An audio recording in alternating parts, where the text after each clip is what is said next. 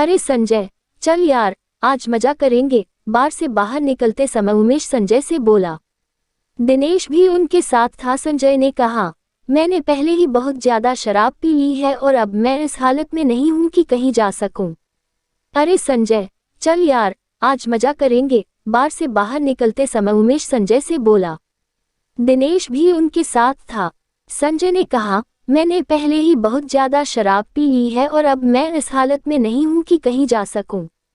उमेश और दिनेश ने संजय की बात नहीं सुनी और उसे पकड़कर जबरदस्ती कार में बिठाया और एक होटल में जा पहुंचे। वहां पहुंचकर उमेश और दिनेश ने एक कमरा ले लिया। उन दोनों ने पहले ही फोन पर इंतजाम कर लिया था, तो होटल का एक मुलाजिम उनके कमरे में एक लड़की को लाया। उमेश ने उस मुलाजिम को पैसे दिए। वह लड़की को वहीं छोड़कर चला गया। वह एक साधारण लड़की थी। लगता था कि वह पहली बार इस तरह का काम कर रही थी, क्योंकि उसके चेहरे पर घबराहट के भाव थे। उसके कपड़े भी साधारण थे और कई जगह से फटे हुए थे। संजय उस लड़की के चेहरे को एकटक देख रहा था। उसे उसमें मासूमियत और घबराहट के मिले जुले भाव नजर आ रहे थे, जबकि उमेश और दिनेश उसको केवल हवस की नजर से देखे जा रहे थे। तभी उमेश लड़खड़ाता हुआ उठा और उसने दिनेश व संजय को बाहर जाने के लिए कहा। वे दोनों बाहर आ गए। अब कमरे में केवल वह लड़की और उमेश थे। उमेश ने अंदर से कमरा बंद कर लिया। संजय को यह सब बिल्कुल भी अच्छा नहीं लग रहा था, लेकिन उमेश और दिनेश ने इतनी ज्यादा शराब पी ली थी कि उन्हें होश ही न था कि वे क्या कर रहे हैं। काफी देर हो गई तो संजय ने दिनेश को कमरे में जाकर देखने को कहा। दिनेश शराब के नशे में चूर था। लड़खड़ाता हुआ कमरे के दरवाजे पर पहुंचकर उसे खटखटाने लगा। काफी देर बाद लड़की ने दरवाजा खोला। उस लड़की ने दिनेश से कहा कि उसका दोस्त सो गया है, उसे उठा लो। नशे की हालत में चूर दिनेश उस लड़की की बात सुनने के बजाय पकड़कर उसे अंदर ले गया और दरवाजा बंद कर लिया। संजय दूर बरामदे में बैठा यह सब देख रहा था। दिनेश को भी कमरे में गए काफी देर हो गई तो संजय ने दरवाजा खड़काया। इस बार भी उसी लड़की ने दरवाजा खोला। वह अब परेशान दिख रही थी। उसने संजय की तरफ देखा और कहा, बाबू, ये लोग कुछ कर भी नहीं कर रहे और मेरा पैसा भी नहीं दे रहे हैं। मुझे पैसे की जरूरत है और जल्दी घर भी जाना है। कहते हुए उस लड़की का गला बैठ सा गया। संजय ने लड़की को अंदर चलने को कहा और थोड़ी देर में उसे उसी होटल के दूसरे कमरे में ले गया। उसने जाते हुए देखा कि उमेश और दिनेश शराब में चूर बिस्तर पर पड़े थे। संजय ने दूसरे कमरे में उस लड़की को बैठने को कहा। लड़की घबराते हुए बैठ गई। वह थोड़ा जल्दी में लग रही थी। संजय ने उसे पास रखा पानी पीने को दिया, जिसे वह एक सांस में ही पी गई।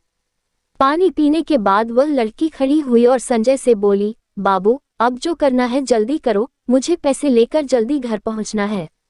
संजय को उसकी मासूम बातों पर हंसी आ रही थी। उसने उसे पैसे दे दिए तो उसने पैसे रख लिए और संजय को पकड़कर बिस्तर पर ले गई और अपने कपड़े उतारने लगी।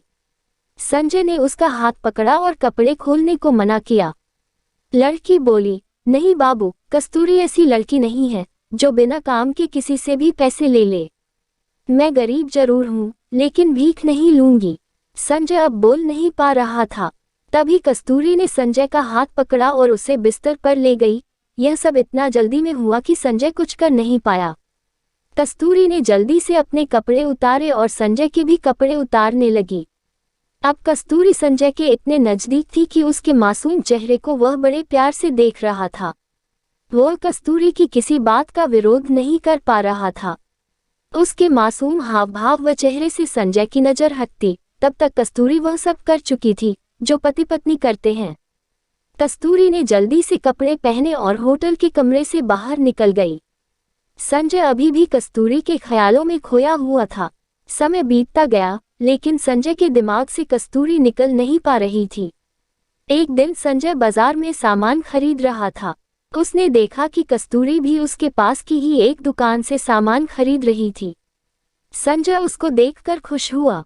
उसने कस्तूरी को आवाज दी तो कस्तूरी ने मुड़कर देखा और फिर दुकानदार से सामान लेने में जुट गई। संजय उसके पास पहुंचा। कस्तूरी ने संजय की तरफ कोई ध्यान नहीं दिया। कस्तूरी ने सामान खरीदा और दुकान से बाहर निकल गई। संजय उसे पीछे से आवाज देता रहा, लेकिन उसने अनसुना कर दिया। कुछ दिन बाद संजय को कस्तूरी फिर दिखाई दी। उस दिन संजय ने कस्तूरी का हाथ पकड़ा और उसे भीड़ से दूर खींच कर ले गया और उससे उसकी पिछली बार की हरकत के बारे में पूछना चाहा तो संजय के पैरों की जमीन खिसक गई। उसने देखा कस्तूरी का चेहरा पीला पड़ चुका था और वह बहुत कमजोर हो गई थी। उसने अपनी फटी चुनरी से अपना पेट छिपा रखा था, जो कुछ बाहर दिख रहा था। कस्तूरी वहां से जाने के लिए संजय से जो आजमाइश कर रही थी। संजय ने किसी तरह उसे शांत किया और भीड़ से दूर एक चाय की दुकान पर बिठाया। संजय ने गौर से कस्तूरी के चेहरे की तरफ देखा तो उसका दिल बैठ गया। कस्तूरी सचमुच बहुत कमजोर थी। संजय ने कस्तूरी से उसकी इस हालत के बारे में पूछा तो पहले तो कुछ नहीं बोली, लेकिन संजय ने प्यार से उसके सिर पर हाथ फेरा तो वह रोने लगी। संजय कुछ समझ नहीं पा रहा था। कस्तूरी ने अपने आंसू पोंछे और बोली, बाबू, मेरी यह हालत उसी दिन से है जिस दिन आप और आपके दोस्त मुझे होटल में मिले थे। संजय ने उसकी तरफ सवालिया नजरों से देखा तो वह फिर बोली, बाबू, मैं कोई धंधे वाली नहीं हूँ। मैं उस गंदे नाले के पास वाली कच्ची झोपड़पट्टी में रहती हूँ। उस दिन पुलिस मेरे भाई को पकड़ कर ले गई थी क्योंकि वह गली में चरस गांजा बेच रहा था। उसे जमानत पर छुड़ाना था और मेरे माँ बाप के पास पैसा नहीं था। अब मुझे ही कुछ करना था। मैंने अपने पड़ोस में सबसे पैसा मांगा लेकिन किसी ने नहीं दिया। थक हार कर मैं बैठ गई तो मेरी एक मौसी बोली कि इस बेरहम जमाने में कोई मुफ्त में पैसा नहीं देता। मौसी की यह बात मेरी समझ में आई और मैं आप और आपके दोस्तों तक पहुंच गई।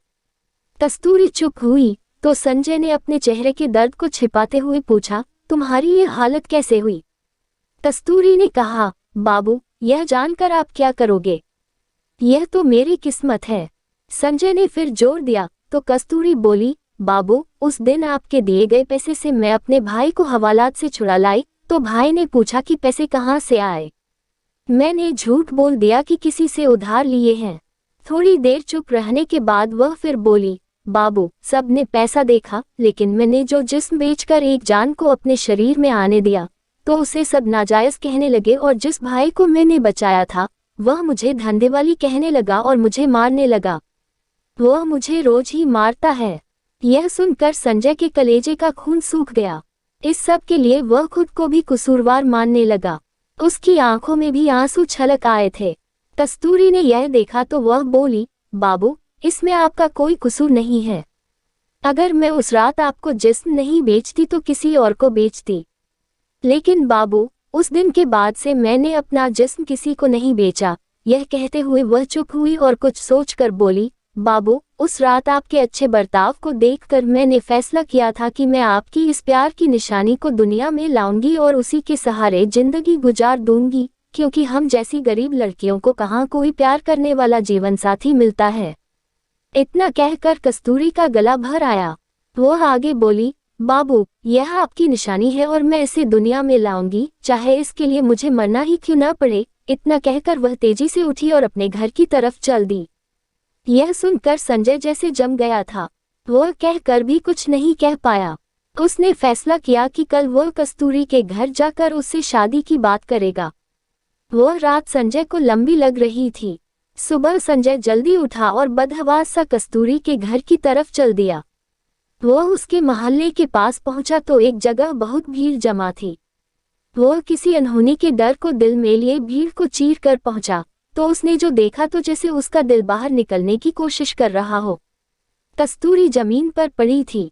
उसकी आंखें खुली थी और चेहरे पर वही मासूम मुस्कुराहट थी।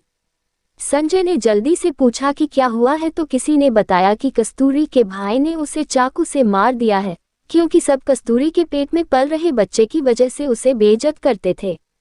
संजय पीछे हटने लगा। अब उसे लगने लगा था कि वह गिर जाएगा। तभी पुलिस का सायरन बजने लगा तो भीड़ छंटने लगी। संजय पीछे हटते हुए कस्तूरी को देख रहा था। उसका एक हाथ अपने पेट पर था और शायद वह अपने प्यार को मरते हुए भी बचाना चाहती थी। उसके चेहरे पर मुस्कुराहट ऐसी थी जैसे उन खुली आंखों से संजय को कहना चाहती हो, बाबू, यह तुम्हारे प्यार की निशानी है, पर इसमें तुम्हारा कोई कसूर नहीं है। संजय पीछे मुड़ा और अपने घर पहुंचकर रोने लगा। वह अपने आप को माफ नहीं कर पा रहा था। क्योंकि अगर वह कल ही उससे शादी की बात कर लेता तो शायद कस्तूरी जिंदा होती। बारिश होने लगी थी, बादल जोर से गरज रहे थे। वे भी कस्तूरी के प्यार के लिए रो रहे थे।